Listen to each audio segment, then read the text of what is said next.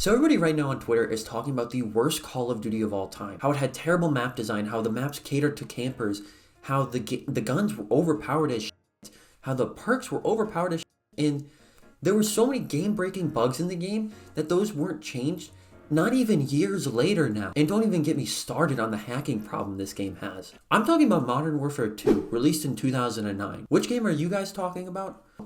No. No. Oh, okay.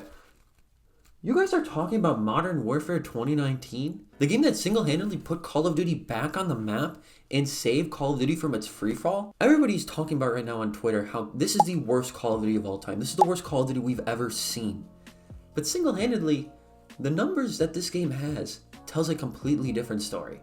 And I want to talk about that today. So if you're unfamiliar with what's going on, Steam had a big sale on a bunch of Call of Duties, and Modern Warfare 19 was selling at the lowest price for $6. And then all of a sudden, 60,000 people played Modern Warfare 19 again. And it outdid current Warzone and current Black Ops 7. That is insane numbers to have a 6-year-old title outbeat the current Call of Duty's numbers. But then what happened because of that? Every single person on Call of Duty Twitter decided that they needed to post their opinion on Modern Warfare 19, and everybody decided that this Call of Duty was all of a sudden the worst one of all time, even though that Call of Duty started many careers, revived many careers, and changed people's lives forever in the Call of Duty space, and a ton of them are shitting on the game that made them. I mean, that's a crazy take for me to say, but that's a whole different story for a whole nother video. Call of Duty Twitter just went absolutely ballistic on Modern Warfare 19 and just said that this game did not feel at all like classic Call of Duty. What if I told you that was the entire point? Call of Duty first went mainstream in 2007 with the release of COD for Modern Warfare. No more World War II games. We are now set in the modern day with a gritty and realistic tone. This game set a new bar for first-person shooters, and it honestly felt completely different from the previous 3 titles. So eventually, when Treyarch got their hands back on Call of Duty, they made another World War II game, and then they created a whole new sub-franchise called Black Ops. That was where we kind of got our more classic arcadic feeling movement, but we would continue for the next couple of years bouncing back between Black Ops and Modern Warfare. And that was such a perfect time because the games felt vastly different. So there was something for everyone. Having a Black Ops Call of Duty that felt more arcadic and more snappy was perfect for some of those fans that were looking for something like that. But the people who were looking for a more realistic take on a first-person shooter game, they had a Modern Warfare game that they could go play and enjoy. And clearly the fans showed up for that. And people fell in love with that system. Because if you didn't enjoy the new game, that was, that classy, snappy movement or the realistic game, you can go back to the previous title that had a completely different playstyle and feel to it. I think that's truly what made Call of Duty special here. And every game catered to a different audience. And that's why we see with now modern day titles that Call of Duty is trying to cater to everyone. And obviously, to beat a dead horse, if you cater to everybody, you cater to no one. So with the release of Infinite Warfare, World War II, and Black Ops 4, we truly saw Call of Duty start to slip. And due to the fact that there was a new game that was coming out, I think it had to do with something with like a 2-week time period or something. But that game forever changed Call of Duty because Call of Duty now had a true competitor. Battlefield never could really hold a candle to Call of Duty, but Fortnite took the mainstream audience away from them because Fortnite was free to play, it was easy to get into, and it had an it factor. And it felt like super cartoony. And it just felt like what Black Ops was doing with Black Ops 4, arcadic, classic Call of Duty, Fortnite was just doing that more arcadic shooter better. So, in May of 2019, Call of Duty set a new tone. With the reveal trailer, Call of Duty showed what their new title was bringing to the table. A realistic, grounded, gritty, milsim shooter. As far as Call of Duty could lean into a military simulation game. And people showed up for it. As of right now, the Call of Duty Modern Warfare reveal trailer has over 40 million views and 700,000 likes. There was clearly an audience for it, and the audience showed up for release day. Call of Duty Modern Warfare 19 released on October 25th, 2019, and within 3 days, it grossed over $600 million, and quickly became Call of Duty's best-selling launch title ever. A lot of people call out Modern Warfare 19's success from Warzone, but people yet to realize that Modern Warfare 19 was already Call of Duty's best-selling game on launch. So clearly the game already had legs to stand on. I think a lot of people don't realize that there was a 4-month gap in between Warzone's release and Modern Warfare 19's release, and the game was doing phenomenal. And I think there was a big catalyst to that too. Modern Warfare had a fantastic campaign. On everybody's list, Modern Warfare 19 is no doubt a top 10, arguably a top 5, And in my opinion, a top 3 campaign of all time. With what helped with that is that Modern Warfare 19 would continue that great story into the post-launch content. Characters like Nikto and Mara and Ghost would team up to form Armistice to go hunt down some gas and help save Verdansk. Like, there was a story there. People showed up for the story. Like, these cutscenes that they would have at the beginning of the seasons helped bring a narrative to the game. That helped Modern Warfare stay afloat, because it was truly the first time we've seen Call of Duty execute the seasonal content structure very well. The battle passes were actually good. The content was good. People were excited for what was next from Call of Duty. They weren't being like, oh, give us more content, because the quality of the content was great. Because we see now with Black Ops 7 and like Modern Warfare 3 where we got an overabundant amount of content, but the quality of said content isn't on par with the quality of said content from Modern Warfare 19. That's where people are complaining that, you know, the game didn't have content, but I argue the fact that the game had quality content over the quantity of content. And it's not like people weren't sitting and watching Modern Warfare content. And honestly, there's a lot of factors in the game that created new avenues of content. People hate the gunsmith system now, but when the gunsmith was first introduced, there were so many avenues of content for people to make on Call of Duty. Gunsmith making things such as the meta loadout videos or the crazy weapon classes. I would literally sit down and watch 20-minute videos dedicated to a funny weapons class. I don't do that anymore because the content was new and refreshing, and there was a great game behind it that had a great mechanic behind it. But I'm also not trying to downplay the factor of Warzone truly making this game as successful as it was. But you can't deny the fact that Modern Warfare wasn't already super successful beforehand. The game single-handedly revived a dying franchise, and the numbers for it speak for itself. Like, there is a reason fans are returning to the game 6 years later. It's because there's something there that modern day Call of Duties just don't have. Like, I'm sorry, but you're trying to tell me that a Call of Duty that is 6 years old, Modern Warfare 19, is the worst Call of Duty when it is topping the current day Call of Duty, when Black Ops 7 was literally like taking in people's like account for like what they wanted. You know, they wanted lower SPMM, they wanted a little bit faster, more snappy movement. They got that, but people are still returning to Modern Warfare 19. Clearly that game had some substance there, and trying to deny that is honestly absurd, because the numbers don't lie here, guys. 60,000 people returning to it shows that there's something there. I mean, obviously there are obvious things to complain about in that game. Map design truly was some of the worst I've ever seen, especially with the launch maps. I mean, Piccadilly? Really. Piccadilly was the worst map I've ever played on, even for Search and Destroy, which was the hit mode of that game. That map truly was just terrible. However, the post-launch maps truly did turn it around. They understood the assignment with that, and they made, honestly, they didn't miss with post-launch maps. And not to mention, this was the first Call of Duty where we truly saw skill-based matchmaking come into full effect, where ping was no longer the king of matchmaking, which will never, ever make sense to me. I will never understand having a skill-based matchmaking and having a hidden ranking in public matches. Like, do that shit in ranked. Public matches should be for the casual audience. And if you have something that, like, defeats the whole purpose of having public open matches, why do you even have that? I don't know. That's a whole debate for a whole different video. I've covered that topic a million times. I don't need to go in depth with it. But I want to quick drop a hot take here. Modern Warfare 19 brought back a lot of classic maps. But what they did is they would obviously remaster them, but add on little sections to it. And honestly, I think on paper, that's a great idea. Because when we get old remastered maps nowadays, I go, oh, I played that map forever ago. I don't need to play it again. But when you add these little new sections to it, it kind of adds that little extra like spice to it to kind of switch the flow of the map up a little bit. Obviously, Modern Warfare 19 did not handle some of that decision making very well because it would ruin some of the flows of said map. But I'm not denying the fact that the plan on paper was a great idea. And this is probably the most heavily debated thing. Hell, people call it now modern doorfare. Doors are honestly a hit or a miss for me and for a ton of people. And honestly, in some aspects, it can be good. Having doors in the game can be good. I just think that people who outright just hated doors immediately didn't really try to adapt and understand how they could make a play using the doors themselves. Because there's ways you could do like fake outs with the door. Yeah, obviously they're gonna have issues with claymores, but then you run fucking EOD, you hack the thing before you even go in there. Like there are ways to get around the doors. And when the game is going for a certain tone and a certain direction, they're going to have realistic things in the game. They're going to have doors where places should have doors. I understand that doors are a controversial thing because it does promote camping and hiding and giving people safe places. But if you are trying to deny the fact that there isn't a way to get around doors, I think that is just silly. And honestly, the whole doors thing, the whole map design thing, brings me to the biggest problem with Modern Warfare 19.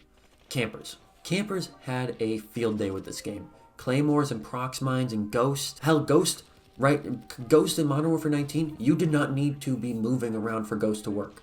So people were able to camp in corners freely and had prox mines and claymores to back them up and save their ass for the one corner they weren't watching. But this is also where Call of Duty had things in the game to make you be able to help yourself versus these campers.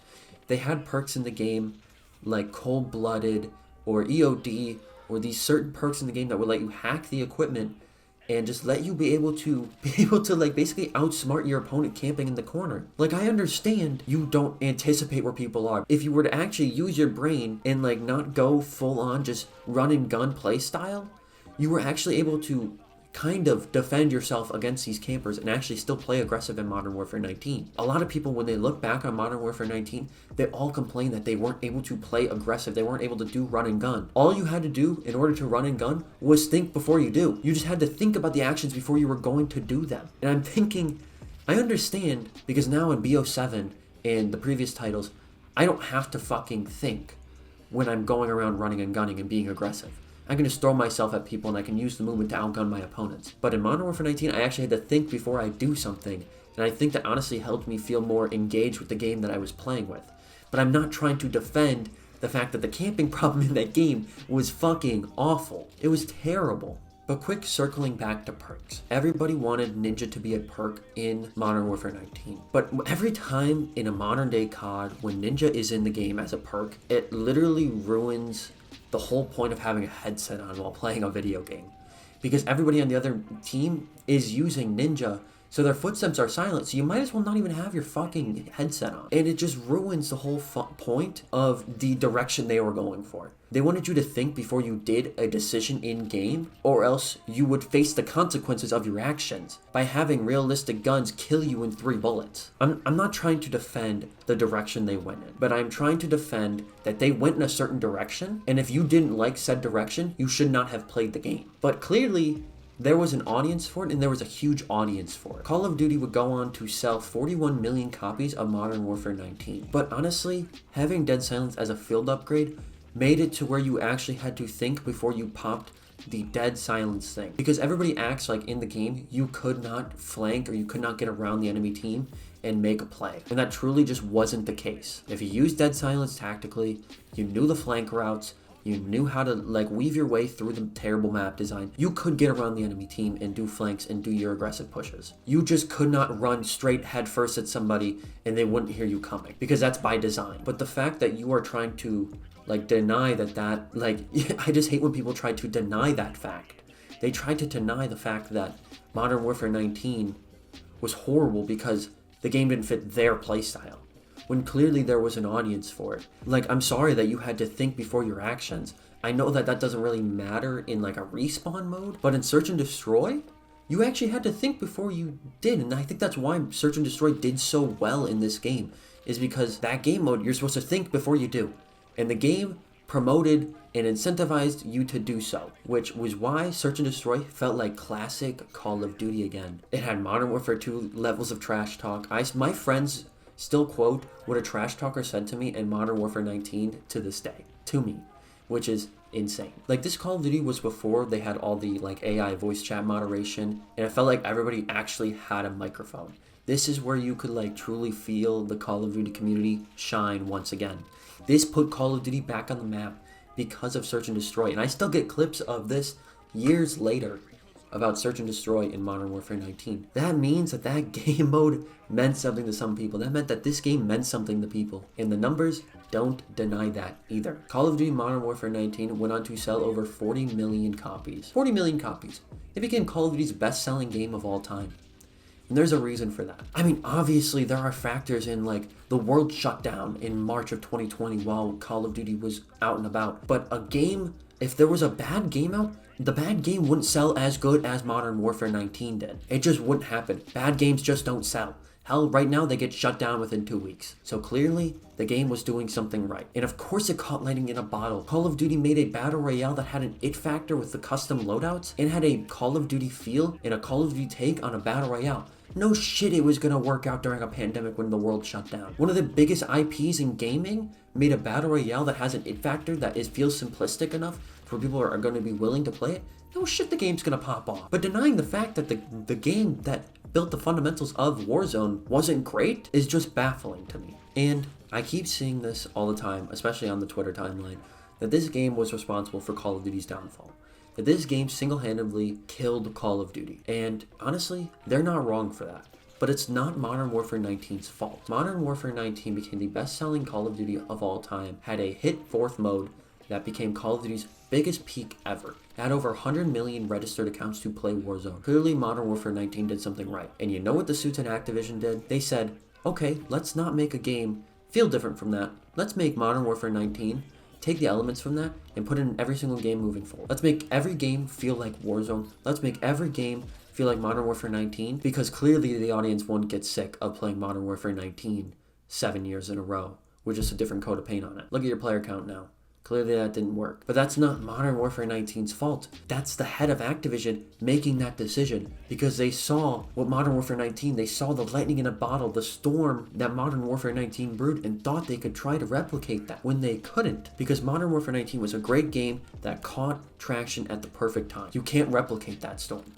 You have to just do what Call of Duty does, and that makes it so great, is what I said earlier. Call of Duty every single year had a stylistic direction that each game went for, and that's what made it special, because eventually you would have a game that catered to your playstyle, and that game would do well in your opinion, that game would do well in your eyes, and for a lot of people, that game would do well. If you wanted the classic, snappy, arcadic movement, you had a Black Ops game coming your way. If you wanted the realistic, gritty, grounded movement, you had a Modern Warfare 19 game coming your way. That was what made Call of Duty special, and the CEOs and the heads at Activision didn't realize that that's what you needed to do to make Call of Duty still thrive. What they needed to do was make a polar opposite game of Modern Warfare 19, because then you would have had fucking two cakes, and you can't say no to two cakes. Because honestly, you put a game like Call of Duty Vanguard in that situation, and it does not do what Modern Warfare 19 does. If Call of Duty Vanguard makes a Warzone mode, it makes a multiplayer mode,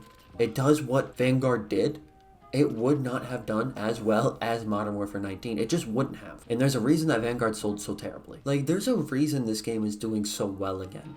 It's because people loved the direction Modern Warfare 19 went in. And the numbers Modern Warfare 19 put up in 2019 and 2020 showed that there was an audience for it and that it was a great title. The numbers that it's putting up now is showing you that people still love that title and people still love revisiting one of their favorite games in Call of Duty. Modern Warfare 19 was the perfect example of having an identity and having a direction and truly sticking to it. It didn't try to cater to everybody. It knew what it wanted to do and it accomplished it, and the numbers proved it. The numbers proved that people were excited to play a game like that. A game that had an identity, a game that had a direction, a game that incentivized certain play styles. And the casual audience, the audience showed up. And it made people's careers, it rejuvenated content creators' careers, it made Call of Duty relevant again. And trying to deny the fact that Modern Warfare 19 isn't arguably a top 3 Call of Duty for what it did, for the gameplay aspects, is honestly laughable. And that's all I have. Thank you so much for watching. If you stuck around to the end of this video, I appreciate you. I love that you guys stuck around to hear everything I had to say, because I kept seeing it for the past week when Modern Warfare 19 went on sale on Steam. Everybody just berated Call of Duty. Everybody just berated Modern Warfare. And as somebody who put in over 1,600 hours on that game, who played that game, seeing the entire timeline go after a game that single-handedly rejuvenated the franchise and revived a dying franchise was just insane to me, so I had to make a video talking about it. I hope you guys enjoyed what I made today. I hope you guys have a great rest of your morning, evening, afternoon. Thank you guys so much for 669 subscribers as of the time I'm recording this. So thank you guys for that. We're super close to 700. I appreciate everybody who stuck around and got to the end of this video. I hope you guys have a great rest of your morning, evening, afternoon. I hope you guys remember that you matter. And if nobody told you to say, I love you. You're doing so amazing. You're doing so strong. And I will catch you in the next one.